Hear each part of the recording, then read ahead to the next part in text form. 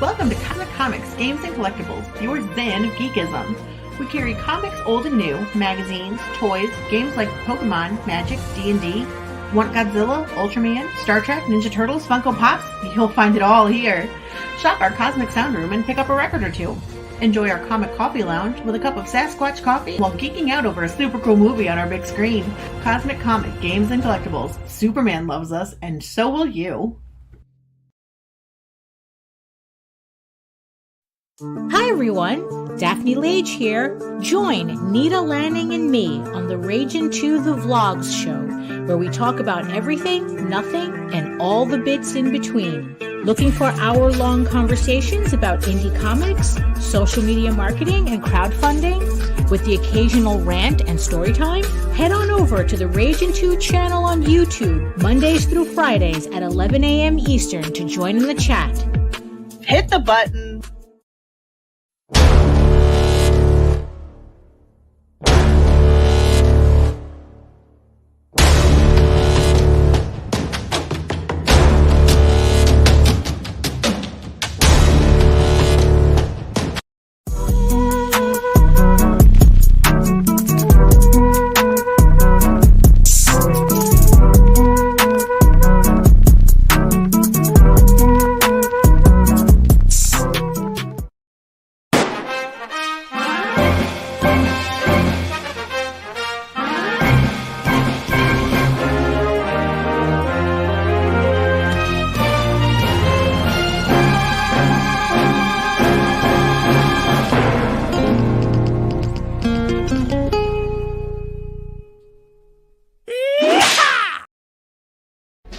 Ed Gein, Demon Hunter, on Indiegogo. After a deranged demon escapes the bowels of hell, Satan is forced to send a damned soul back to Earth as a demon hunter. Armed with a sacrificial dagger, Ed returns to his old stomping ground to capture the demon before the universe is destroyed. Ed Gein, Demon Hunter. Issues 1 and 2 available now on Indiegogo. Prepare for the ultimate face-off. We've crossed paths more than once. I've whispered in your ear, shown you harmless little temptations. I am unknowable, yet you know me intimately. But you can always know me better. Collected here are 20 twisted tales that will thrill, chill, incite, and delight you from some of the most imaginative minds your species has to offer. This exclusive Indiegogo printing of The Devil You Know Better will be limited and numbered, with signatures from Mike Barron and Hart D. Fisher. Stretch goals achieved for this campaign will add interior chapter illustrations by Stefano Cardacelli. The Devil You Know Better. Back it on Indiegogo today, while you still can.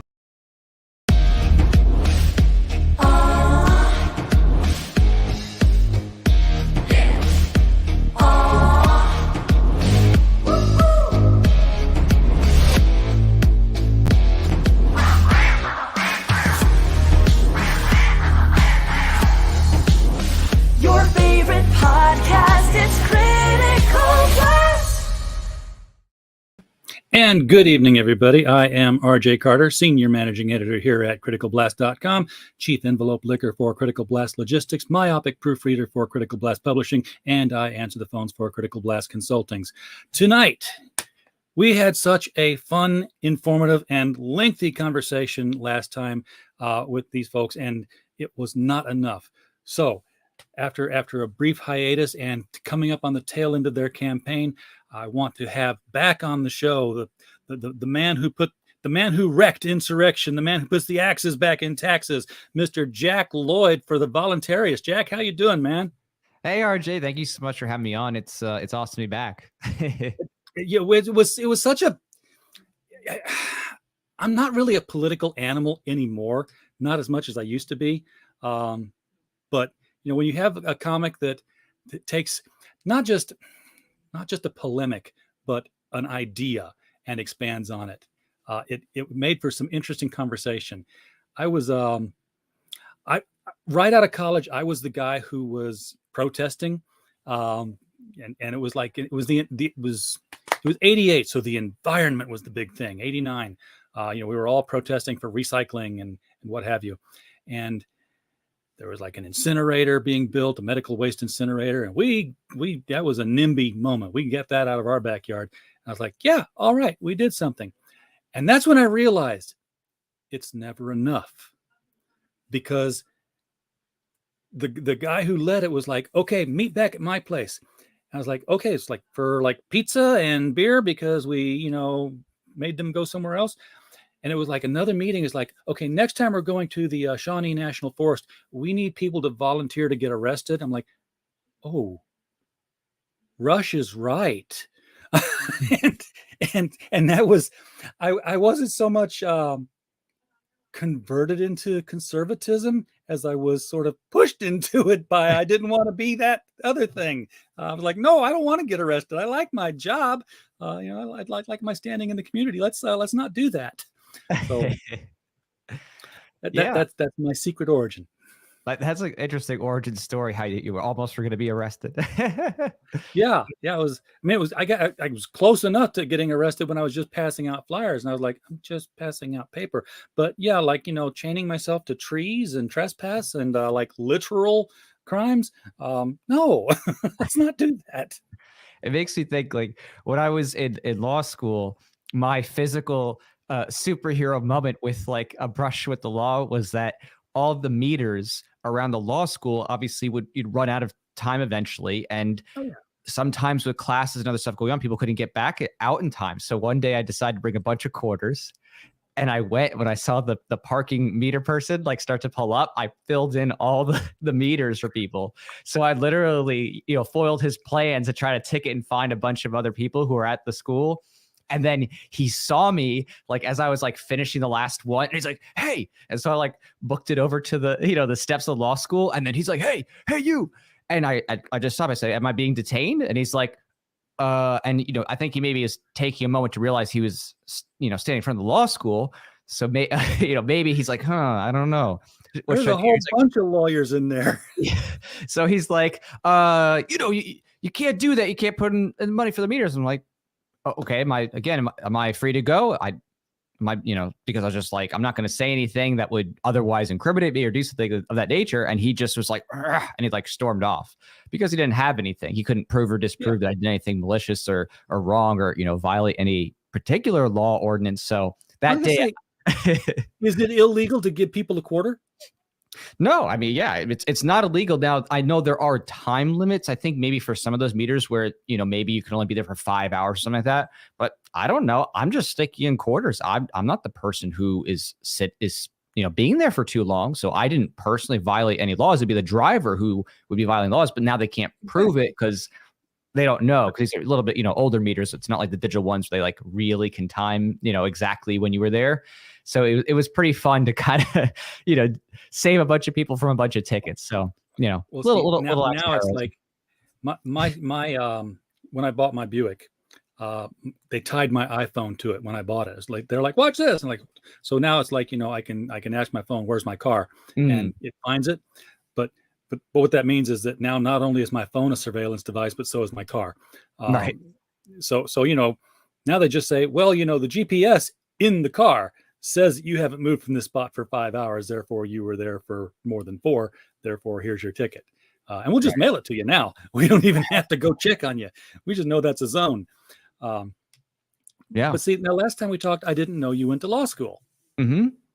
Yeah. So, I mean, in undergrad, I did public relations and business. After, funnily enough, I dropped out of art school because when I was at art school, I was there for digital arts and sciences, and I wasn't getting the classes that I wanted. It was like they were forcing me to take ceramics classes for electives. I'm like, I don't want to do ceramics. Like, what? I came here to do like digital media stuff and like video and animation. Like, what's going on?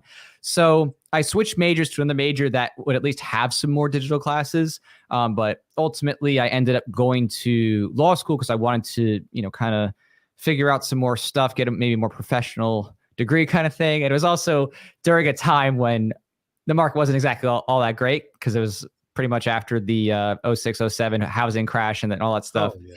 So wasn't exactly the best time to start looking for a job. It's like, all right, maybe I'll, like everybody else, stay in school a little longer and, keep going with that. So I went to law school and, I did all right over there, definitely learned how to do it by the end of law school, booked a class, you got, dean's list and other stuff like that.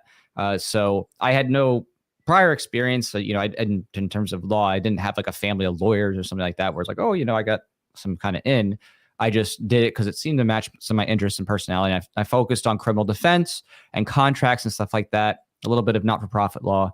But I'd say most of my practice afterward was circling around criminal defense, especially juvenile defense, and then a little bit of not-for-profit law stuff, and then entertainment law things like contracts and stuff like that. And then over time, I went away from that and did teaching for a bit, and then opened a tutoring company, which I still own, and then kind of shifted to becoming more of a producer for Liberty, you can say. And during that time, of course, is when I developed the Voluntaryist comic and a number of other things, along the way. So pretty wild. I was gonna ask, why in the world does somebody with a law degree decide to make a comic? But you had gone for art school first. So is comics something that was always in your background at some point? For me, it was always just an interest and a love, because I had enjoyed all different types of comics and shows growing up in that genre, especially the superhero genre, Batman, Superman. I was always dressing up for movie premieres, right? So Lord of the Rings, I was dressing up for, the Batman, obviously going to dress up for that. I dressed up for Fantastic Four, Spider-Man, all the original big Marvel movies and DC movies, when they were still somewhat good. I was going out and doing stuff with that. And I would even go to some cons and dress up, cosplay, stuff like that. I did a lot of cosplay photography. So I'd take a lot of pictures of, high quality stuff of people at the cons. And I even got to MC as a part of a group of a major anime convention, a very big one in Florida. So that was pretty cool too. Very nice. Yeah. Yeah, I did the I did the dress up for the Batman premiere. I'm talking about the 89 Burton one. Ooh. Because I was like, yeah, just like, all the Star Trek people go to Star Wars. Oh God, don't shoot me. Star Trek films with their pointy ears on and their uniforms. I'll dress up as. I had a handmade Joker tuxedo. I mean, it was purple. I had the orange shirt. I had a green neckerchief, silk. Had the hat. The hat was official. Once I had the hat from Spencer's, I had to make the rest of the suit because they didn't sell the rest of the suit. White makeup, green hair dye, no beard. And I was, did I mention it was 1989? Apparently cosplay was not a thing in 1989. I was the only person at the theater who was in costume. So I stood out a bit.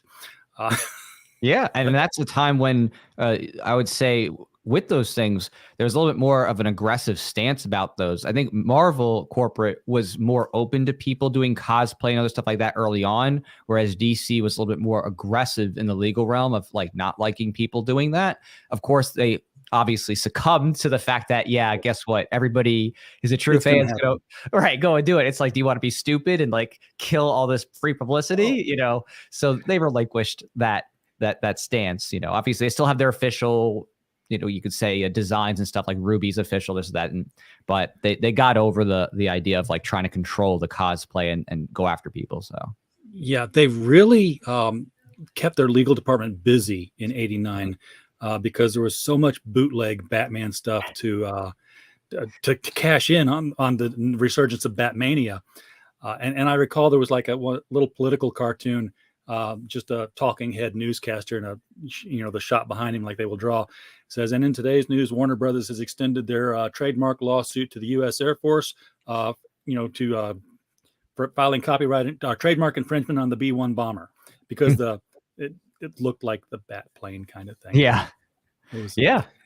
No, they were aggressive. They were trying, but I'm glad they eventually let up off that, because it's economic suicide. You know what I mean? You're killing your whole fan base of people who are literally promoting your product and getting more, hype for it. So exactly. Well, at least Warner was consistent with their application, unlike Paramount, which was like, Yes, you can make a fan film, and you can make a fan film. Yes, you can make a fan film. Wait, you made money with your fan film? No. Right. 'Cause your fan film is too good. We can't let that stand. So at some point, then, I mean, I like that. I like the fact that we have somebody with a law degree writing a comic book, because it's not just, hey, I know this idea and I'm going to put this into my superhero. It's like, I know this idea and I know how to express it and I can back it up. And I can put it in my superhero comic, which is the Voluntaryist, and which is up to 6 issues now. And when I say issues, is that really the correct term? I mean, are these like 28-page floppies, or are these thicker graphic novel kind of issues? No, that's accurate. This is the origin series are like the official canon series, chronology of the story from the beginning. So I've had 12 campaigns, and there's been past Futureverse prototypes, some that were shorter, some that were full-length comic. But each of these issues from the origin series is a full-length comic, and would be, typical in style to anything else you see out there. So, okay, and the trade paperback, that includes. Does that include this issue? Yes. So the trade paperback will be actually formatting all 6 of these origins issues into one physical format. So the goal is we have the standalones, and then we take them all and put them into one thing with a remastered kind of wraparound cover. So it'll have a custom cover going around the whole thing, because it's going to be a honker of a book, considering that it's 6 issues. Plus, I'm going to be actually expanding the first issue, and I think maybe a couple pages in the second, because I'm spreading out more of the dialogue, because it's a little too close together on those. So I'm going to be having to take a couple of those pages and turn them into 2 or 3 pages, just to give it more breathing room. It's just an interesting approach to me, in contrast with what is usually happening in the graphic novel industry, in that you got the last chapter as a floppy and the completed collection issuing at the same time. Usually it's like, okay, we've run all 6 of these. Now we're doing the 7th book. Oh, and by the way, if you want 1 through 6, now it's available as a trade paperback. It seems like you're competing with your 6th issue by putting the trade paperback collection out. Yeah, to me, it's just like a way to have more interest and support on the campaign. So especially with wanting to remaster the first 2 issues, because that company went defunct, and wanting to bring that artwork into the same alignment as the rest of them. It's just a chance to like really help push the fundraising for there and have something special with it, an additional thing to really get people wanting to get us to this remastered, nice quality production. So it was something that like, I was just like, okay, it's time. Like I'm ready to get this all done in one shot and have something that you could have both in the standalone if you want, and also have the full origins arc, especially for people who are collectors, which I've been around long enough at this point that I have quite a few longtime fans who I really do appreciate, and they love the fact that I have multiple kind of creative ways to have the series. So yeah. So where is the fan base for the Voluntaryist coming from? Because I know that there are people within the comic book community who have various political ideals. Many of them, the more vocal ones are usually very left or very right.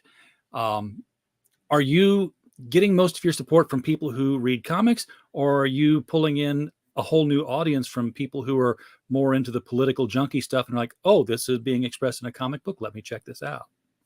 Yeah, I've had both, because obviously there's going to be people who love liberty and are also comic book nerds like myself. So they have supported me there. I've had people who just want to support it because they like that idea of just challenging and changing what's out there and offering something new.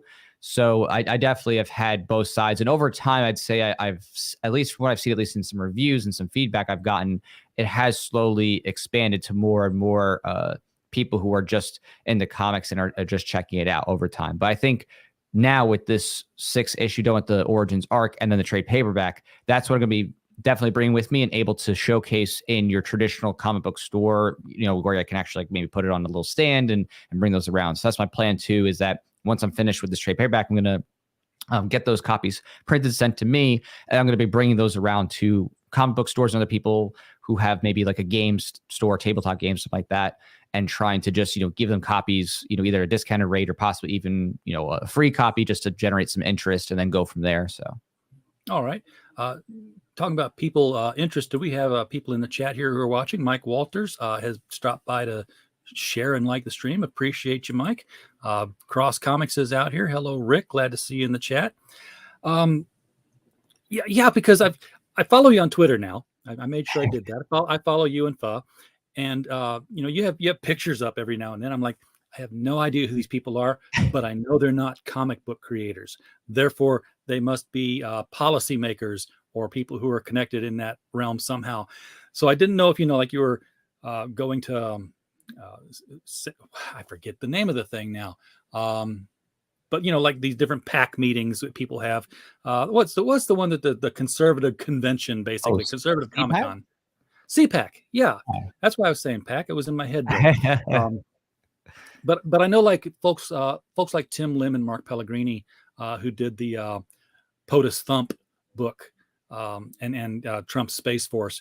They they had contact with folks like Seb Gorka and would meet with him, and then he would have pictures taken with him and their comic book in his office, things like that.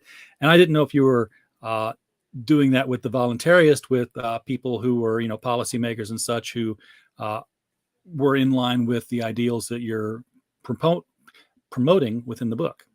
Yeah, I mean, we have our own kind of realms. So like in terms of like CPAC, we wouldn't necessarily say that's a representative kind of group, but that concept of like having that group meetup kind of thing definitely does exist. In fact, there was just recently a huge event that happens in New Hampshire called Pork Fest, and you get all kinds of people at this event. It's this huge campground, and there's all different types of people, from like very conservative Christian folks who just don't like the government, to like really crazy we maybe say like anarchist types who are like tripping on acid kind of thing and like dancing over a fire. Like it's a very wide range of people who all come together under the shared love of human freedom. And you'll have people walking around strapped with guns around them, and of course nobody's getting shot, everybody's peaceful. You'll have people walking around with their own type of baked goods they're selling and like doing business and like sharing things like that. Having music, speakers, and it's really a cool thing. There's tons of just people come out for that. I think there's several thousand actually may have been in attendance this last one. So that's one we're actually going to be going to next year, the 20th anniversary of Pork Fest. But that's not the only event of that sort that you might see us at. There's tons of liberty-oriented events where there's people hanging out, talking, speaking, sharing ideas, and that kind of thing. So we'll be going to two others this year, at least. One called Yao Revolution, or Yao Rev. It's an event that's in Orlando, and it's at the Gaylord Palms. So that's going to have Ron Paul there. I think Rand Paul is coming in to speak. Michael Malice is speaking. Dave Smith is speaking. I'm not sure if you know those characters, but I do. Oh, okay. So they're going to be there. Zuby's going to be there, just to give you kind of a sense of just, some of the people who might be showing up to that event. And then we'll be going to the International Students for Liberty Conference in Miami in October as well. So those are the kinds of just little tastes of some of the types of events that we are going to, and, represent kind of the stuff that we do. Yeah. So when you go, you're going to take the comic with you and sort of like be set up at a Comic-Con. At some of these events, I might bring some stuff. Some I'm going as a special guest or just, going for fun. But yes, we do a table, and we do, lay out the comics. And also I might have something like, for example, my nonfiction book, The Definitive Guide to Libertarian Voluntarism. So this is my nonfiction book that's just talking about the principles of liberty there. Obviously, I have the comic book stuff too, in addition to that. Yes. But all my stuff kind of ties together in that way. So I have kind of a crossover across all the different things I do. Okay, so looking at the symbol on the book, how does voluntarism? It looks like it takes anarchy and turns it on its head. I'm not sure what the relationship is between the two schools of thought. Sure. So with this specific symbol, it actually relates to this concept that's in mathematical logic. That means like for all, for any, for each. So that symbol is actually a real logic symbol. And it's this idea, in terms of at least the comic stuff, that liberty is for all, and for each. That's not just only limited to, just some people who get to have human freedom. And that's kind of where that symbol is, derived from, and where I developed it for the series specifically. So in relation to what someone might say is anarchy, anarchy just means no rules, no rulers. Sorry, I flipped that around. No rulers. So it's this idea that you are not having someone who's this automatic, forceful authority, and just because you're born on the same planet as them, they have a right to take from you and control your life and your body. It doesn't mean no rules, because rules come about by mutual agreement, and contract and other things like that. So, it doesn't mean like, oh, you just do whatever you want anytime to anybody else kind of thing. It's just rather that there's no such ethical right that someone gets to own you, basically make you a kind of human chattel slave just because you happen to be born on the same planet as them. Yeah, so it had some ties there. So I wasn't going to do this, but now I have to because you talked about, rules over somebody else's body. It's been a busy week. Oh yeah. So what, how does voluntarism, am I saying that right? Is it voluntarism or voluntarism? Voluntaryism. So it's like the word voluntary and then adding ism at the end. Okay. Mm-hmm. I don't need to put that "and" in there. Sort of like, veteran and veterinarian, getting those mixed up. How does voluntarism view the recent Supreme Court decision in regards to Roe v. Wade and laws over people's bodies? Sure. So when it comes to what the Supreme Court did for Roe v. Wade, that specifically was just the Supreme Court saying that it's a state's issue, not a federal government's issue, because it's not the Constitution. So that just means decentralization. It's just that governing body is not the rule maker for what happens there. So in terms of voluntarism, I mean, it's not like the root of what that is, because obviously voluntarism rejects government rule entirely. So it's not like, oh, states are better, the federal government's better, but it is a stepping stone of trying to get rid of federal power and reach. So it's like a stepping stone toward getting rid of all the power that's in this monstrous centralized body that takes from everybody and puts everybody into debt and engages in perpetual war and is 30 trillion in debts. So getting more and more power out of the hands of the federal government is certainly seen in its own incrementalism as a good thing. Now, like abortion itself, like that issue, of course, that's a very tough topic. And there's some people who will have disagreements with me on this. I have my own very specific articulation, and it's even written in this book. I'm actually going to be on a show coming up this week, talking with a woman named Carrie Baldwin about it as well. But my position is that there is, is it okay if I go into the specifics? Go. Okay, I just want to make sure. Yeah. All right, cool. So no limits here. Okay, just want to make sure. For me, this issue has to be looked at from the inception. So we're talking about conception itself and the ethical rights of the people involved and what's going on. And some people will say that, oh, because you choose to conceive, that's bringing on a duty for yourself because you're choosing to make a child. I reject this because the act of making a child can't come with the child's consent, because they can't consent to being brought into existence, right? You can't get someone's consent before they have a consciousness with which to consent. Yeah. And because of that, I can't create, at least from my philosophical worldview, a duty there where that act itself is forcing existence, right? So it's not something that I can create a duty out of where there's no living being to consent with in the first place. So I just deal with it as there is a most favorable light to, a child being born, because, when the egg meets the sperm, all the genetic information is there and cellular division begins. So I just consider it, two people. And then the property rights of each person has to be metered at that point.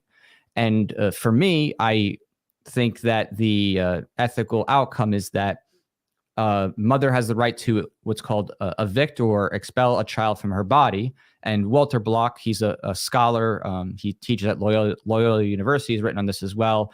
He has a PhD, I think, from Columbia. He talks about this concept of evictionism, which is this idea of you're evicting someone from your body, but that, within a certain limit. And for me, that limit that I say is that a child may die in removal. But if that child is able to otherwise live outside the body, a mother can't forcibly then, kill the child, on the way out, which you think a lot of with late-term abortion or, vacuuming or, scissoring, stuff like that. So for me, what that ends up really creating is just this idea that, for early term, relatively, this removal, a child's just going to die in the process, and that's tragic. And I would like to, see that reduced to zero.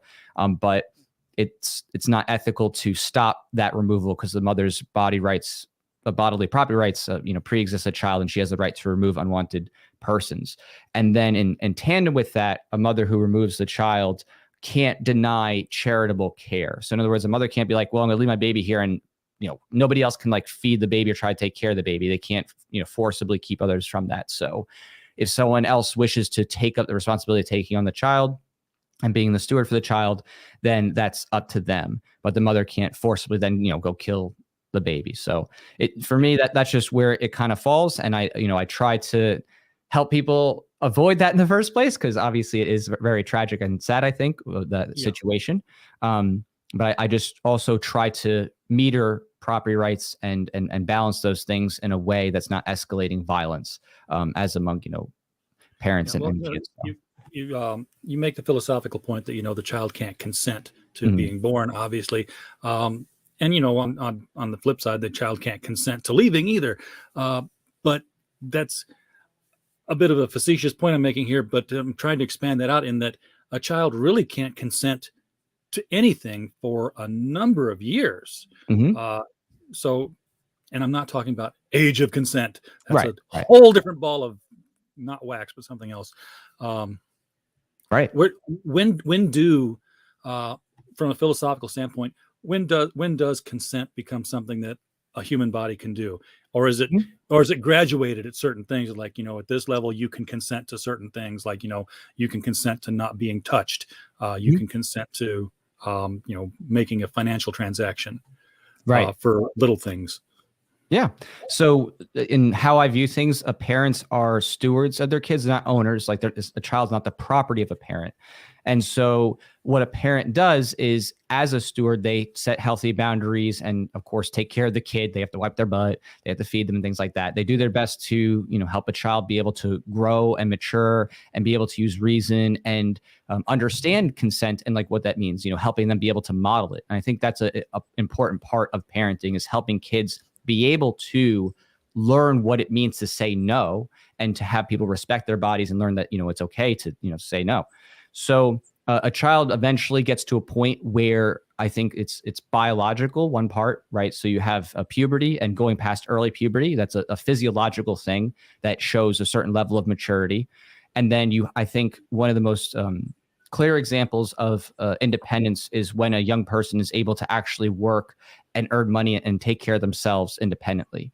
So for me, it's a social norms thing. Obviously, each person's going to be different, because you could have someone who's 18 years old, but they have Down syndrome, and no one's going to say, well, they're a legal adult, but so they can consent if they have severe Down syndrome. Obviously, they have a mental capacity issue.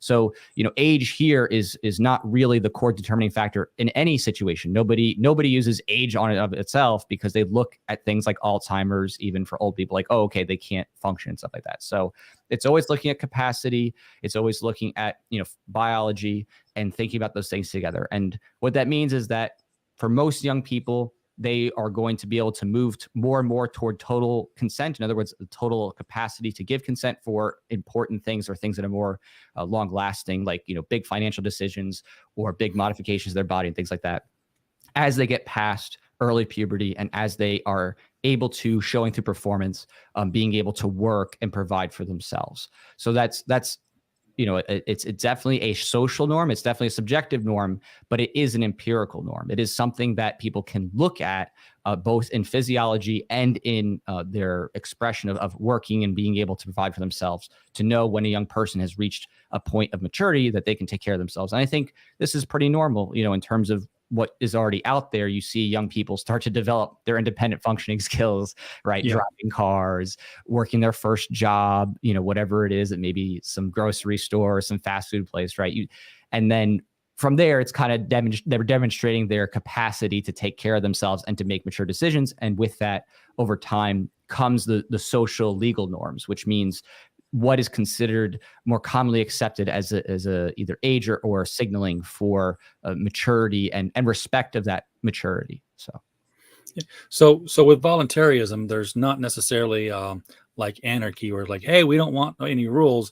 It's you're basically saying hey, we consented to this, but you're doing this other thing that we didn't consent to.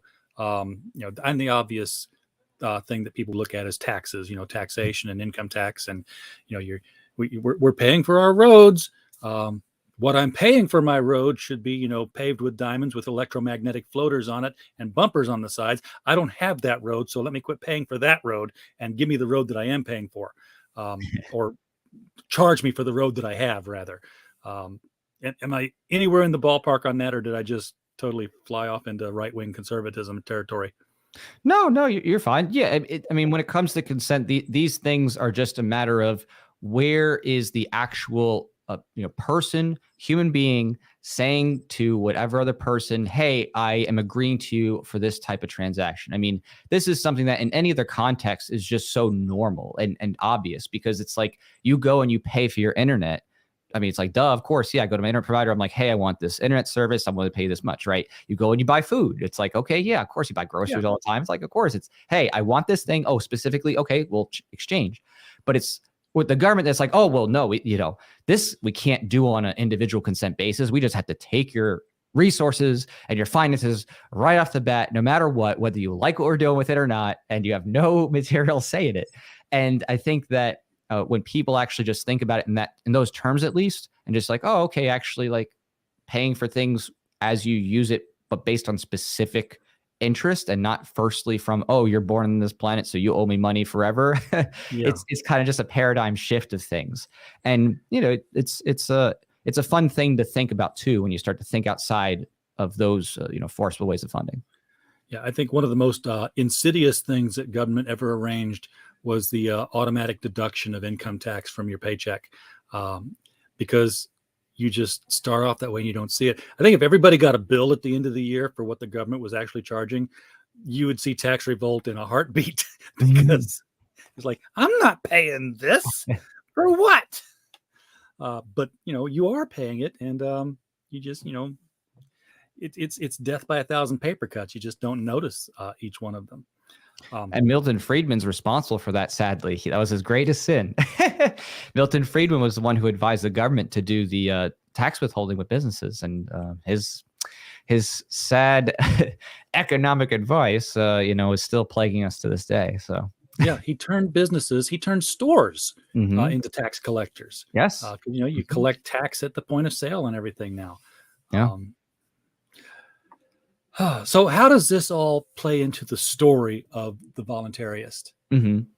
So, when it comes to the story of Voluntaryist, we're not necessarily directly talking about these types of issues in this most, granular way of just walking through philosophy directly. But it does get brought up as kind of the character development and understanding what's going on with the environment and the situation. And the most dire thing, of course, being the more, well, I mean, I say fantasy, but it's close to reality. The fantasy at this point is the government's trying to enslave humanity once and for all with this false flag event, and trying to get, people to give up their ultimate liberty, to a totalitarian police state. Under Ripped from today's headlines. I know that's just, as the years have gone on, my book just keeps moving closer and closer to the nonfiction shelf. So whatever. I mean, give it 5 more years. There was an actual literal headline in a mainstream newspaper that said something to the extent that the number of conspiracy theories that are coming true is approaching 100%, and that's a problem. Right. Yeah. I mean, it's pretty wild. And on that note too of conspiracy, theory, I do put in Easter eggs and other things to different conspiracies or things people can look up, because again, I want people to actually read the story and then question, to what extent is this real? To what extent is this, fantasy or fiction? So it's crazy. And the more you actually start to look at it and realize how much of it is even just out there is pretty wild. I mean, me and Fudd, just did a couple of videos recently. We talked about MK Ultra, with the CIA forcibly drugging people and using it for mind control. Pretty wild there. And we talked about Operation Mockingbird, with the government intentionally buying off reporters or even submitting pieces or putting in assets into the media, which still goes on to this day to be able to control narratives. And this is not something that's like, oh, there's nothing on it. I mean, it's literally out there in the Church Committee reports from 1975 with Senator Frank D. Church. And I just assumed that Operation Mockingbird was still in effect when Tom King got a job writing comics for DC. I mean, it's everywhere, and that's the crazy part. Is it's so prevalent that people don't even recognize it. I think it's normal because they're so accustomed to it. So. Yeah, but your character does wear the symbol, the voluntarist symbol. So that indicates that it's a formation of his philosophy, what he fights for, right? Or at least, I mean, it's not the source of his power. I don't think he's not I am powered by the consent of 1,000 citizens. Not like that. No, that would be horrible. There is something tied to it, though. There is something tied to it. So within the series, there is a facet about how one lives their life in a more consensual world over generations, and how that plays into the powers. So there is something to that. And actually, I often think about it from this, because this is something I drew on from the real world. And this is that the idea that with political stability, that is just, if you happen to be in a place where people are living by more, consent, and there's more peace and prosperity, you actually have an increase in people's intelligence and health and IQ, because you're actually having really good food. You're not malnourished. You're not having your life destroyed by being bombed and constant warfare and being uprooted, constantly from different conflicts. It's actually a real thing. And that, through the 20th century, is called the Flynn Effect, which was the rise in IQ through the 20th century. And that's been, you could say, reduced a bit, thanks to some government policies, reducing that general rise in intelligence. But it's a true thing. The more people are in a more stable environment with better nutrition over time, that increases your mental capacity and your physical health. And it has real effects on people's capacity to learn and to grow and to think with more clarity. We have a question from the chat about the comic itself. From George Peter Gatsis. Do you have a catch-up digital only? I know you got the PDF version of 6. Do you have a PDF of 1 through 5? Yeah. On the campaign, no, but on Indie Planet and Amazon, I have the digitals available on Kindle, and I have the digitals available through indieplanet.us. So if you go to volcomic.com, the website, you can click any title there that's out still, and get digitals as well. All right. So there you go, George. Just click on the volcomic.com, and there you'll be able to get to the digitals through there. Won't help this campaign, but at the same time, this campaign's not at the point where it's struggling to fund anymore. You're at 115%. Right. Yeah. We're going for stretch goal. we like it to get higher, but because with the stretch goals too, the stretch goals not only are unlocking new perks to go back to backers, but I'm doing remasters on some of the past covers too. So this campaign, I think, will probably be a complete remaster of the series in a sense. It will be remastering the covers that I still haven't done. It will be remastering the first, second issues, and it's going to be bringing it all into one trade paperback. So if you do get the current issues now, you might notice that difference, of course, because you're gonna have the original Origins 1 and 2, where it hasn't been remastered yet with the newest artist, because it was obviously different back then, and with the redone lettering, and even the latest issues have redone lettering that I just redid myself. So that's why with this campaign, everything's going to be a whole much better improved outcome. So, but it's not bad. It's not like, oh, it's like terrible. It's still readable and definitely enjoyable, and keeps getting better with each issue. So yeah, I can tell that the character is have a totally different look on issue number 1 than he does going forward from there. And I love the symbolism on Origins 1, the whole breaking the chains of globalism, so to speak, that enslaved the earth.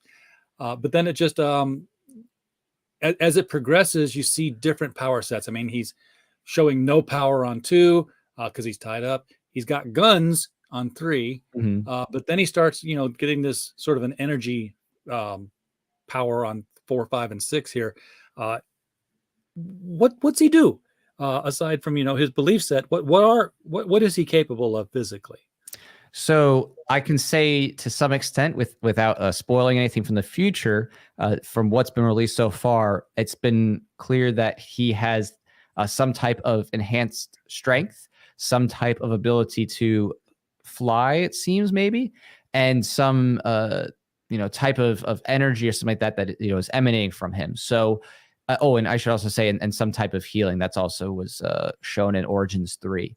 So there's a number of different powers that he has, and the expression development is a part of the Origins series, like figuring out exactly what he has and what's going on, and that's coming through physicality. So it's him interacting and stuff happening and being like, what the heck, and trying to figure out exactly what he's able to do.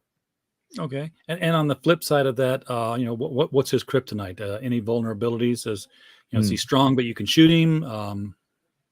So there's no, at least for now, there's nothing that's been shown as a specific vulnerability, but you can see that, at least at this point in time, he had some type of injury with his hand when he like punched into a tree, but it healed up immediately in Origins 3.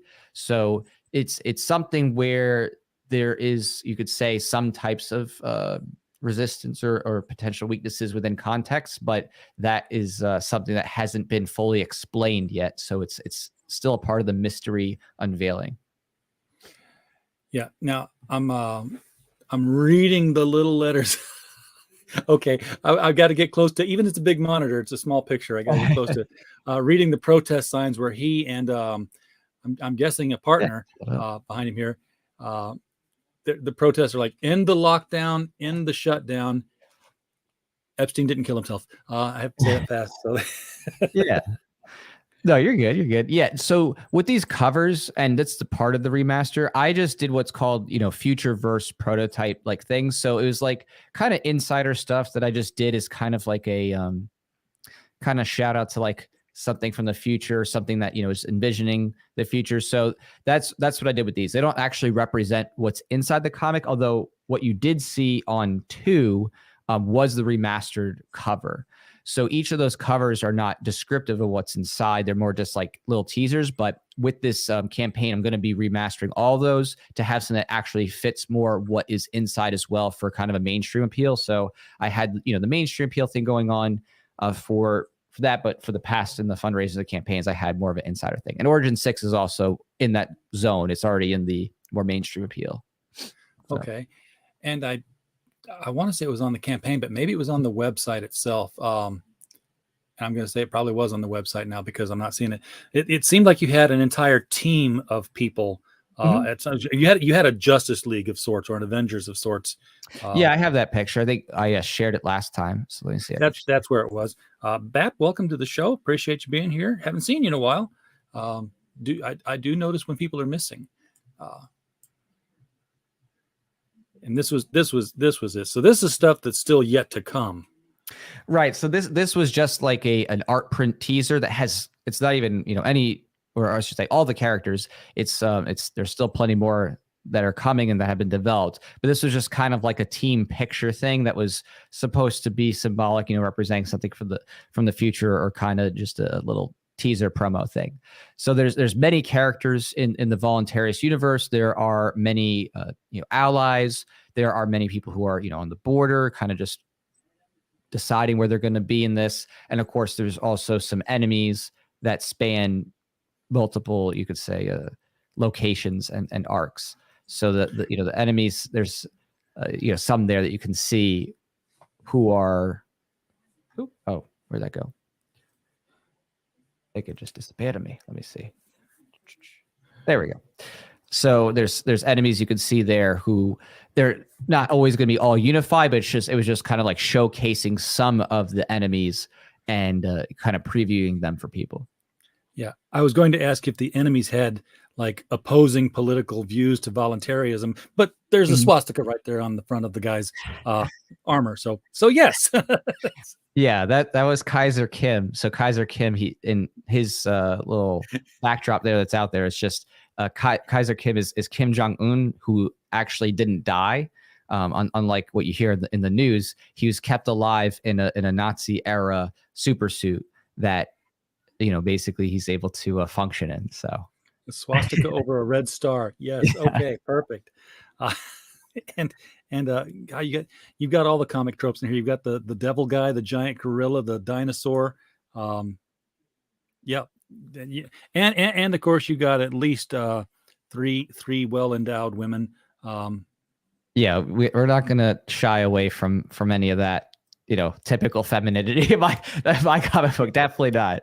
I do not, shy away from that. I know basically with all the anti-comicscape people, they've been trying to slowly cover up, and I'm like, nah, gotta I free the know. boobies though.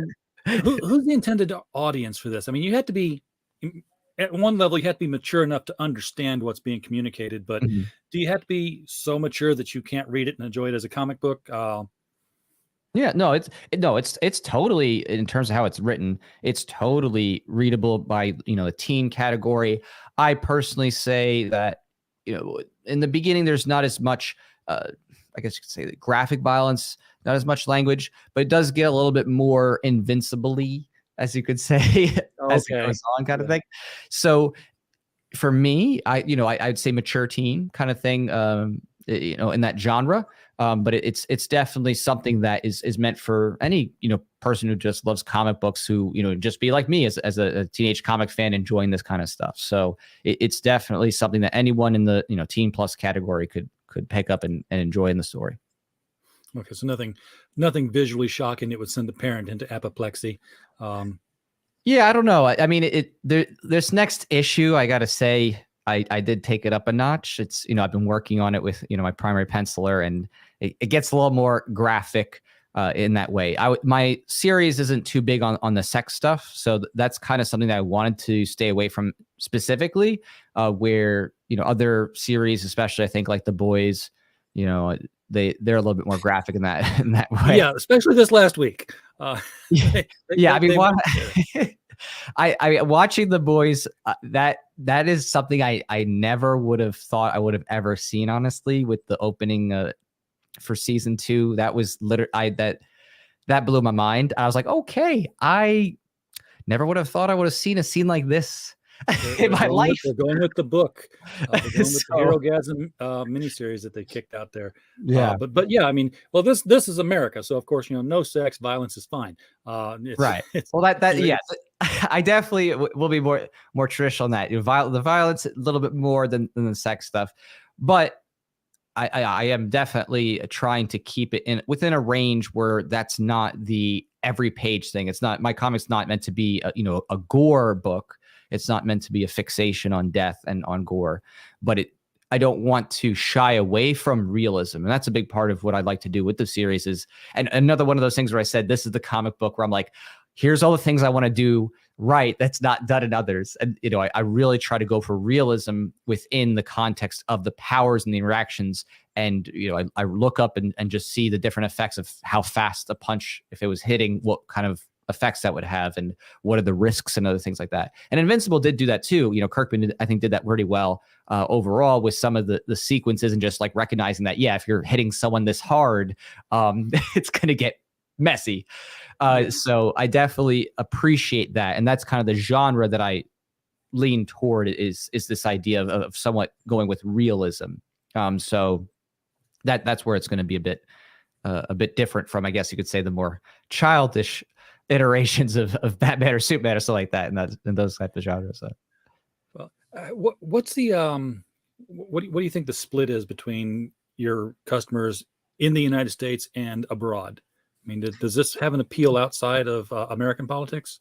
Oh, definitely. I would say surprisingly, quite a few of the people who have supported my series have been international. I mean, I have people in Germany, Czech Republic, Australia. I mean, this is something that I've had a big international readership on. So for sure, it's been something that anybody can get into. I mean, it is technically set in America, but there is some international aspects to it, and there's going to be a lot of big action as in regards to that as well. So it's definitely something that anybody, even around the world, as long as, of course, you could read English or at least look up words when you don't know something, kind of thing. Yeah, you can pick up and read, kind of thing. So definitely.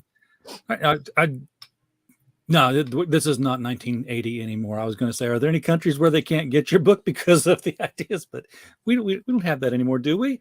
We tore down the wall. Probably Saudi Arabia, maybe, like if they were to actually, actually read it. Yeah, if they were, there's definitely countries where it would probably be banned for sure, like outright. But I don't think, I don't think anybody in like Saudi Arabia is reading my comic book at least yet. It'd be great, if I'm like I got banned by the Saudi Arabian government. I mean, great, but it's hasn't hit that notoriety level yet. All right. Well, Jack, we're approaching the top of the hour. Is there anything more about the book that people should know? And I'll say at this point that, if you haven't noticed already, folks, the link to this campaign is right below the video. It was also pinned to the top of the chat the whole time. You have two places to get to it. You got 3 days before it finishes. And as you've said, it's not going in demand. So you have 3 days to get this. Yeah, I mean, in terms of the specific perks and perk packages, absolutely, you do have 3 days to get it. Once it's all finished, the trade paperback will be available, just print on demand or the physical comics print on demand kind of thing. But the bonuses, the limited whatever stickers we do with this and the prints we do with this, of course, that kind of whole package deal, that is very much limited in time. So I appreciate any support that anyone's able to do. Again, even if it's whatever, $1, I don't care. I just love that people are willing to give it a chance and check it out and push up those metrics. Because again, every little bit, even if it's just $1, it's just another part of the metrics that gets that pushed up on Indiegogo. And that's a big part that people don't realize is that Indiegogo has searchability for what's trending and things like that. So if there's more support, there's more people, there's more engagement, it's going to get higher in those metrics, which, just keeps boosting it up. So it means a lot to me. Again, even sharing the campaign around or just doing a small nominal support, it's definitely a big deal. That needs to be 3D printed, at least as a miniature, if not as more of an action figure sized item. Are there plans for that? Because that's what you do with the 3D structure, right? Yeah, this is a design that was for I don't know if you ever heard of the game VR Chat. It's a virtual reality game. And okay. I had Voluntaryist made for that game so that you could actually like play, within in the environment with that character. And I have like special effects and stuff. So you can actually like shoot like laser blasts with his hand as you interact with people. So it's pretty cool. And the character itself, of course, has been put into different types of figures, 3D printed figures. I've had action figures that like have different types of, I guess you could say, articulation and stuff like that. Oh, so cool. I've been working on it over many years. I'm almost ready for what would be the really nice, like, actual plastic injection molding level Voluntaryist figure. So that's probably my next big, I would say, physical product thing that I would love to do. And I'm pretty close to being able to make that a reality. So I've done a lot of prototyping with it over the years in different versions and this, that, and I'm basically about close to having something that will make sense. All right. Looking forward to that. All right. Jack, thank you so much for coming on the show tonight. Do appreciate you being here. Hopefully Pho is okay, or she's doing another show somewhere else, because you guys were a team last time. Yeah. Yeah. She had a work thing that she had to do. So yeah, got to do that. Mike Walters is getting ready to start up the mic stand over on his channel right at the very top of the hour, any minute now. So if you are in the chat and looking to catch up on niche news in the comics and wrestling and anime industry, pop over there right now as we're getting off. Everybody, we do appreciate you being here. We don't have a show without you. We're just a podcast falling in the woods. And as always, while you were here, we just hope you had a blast. Good night, everybody. Thanks, RJ.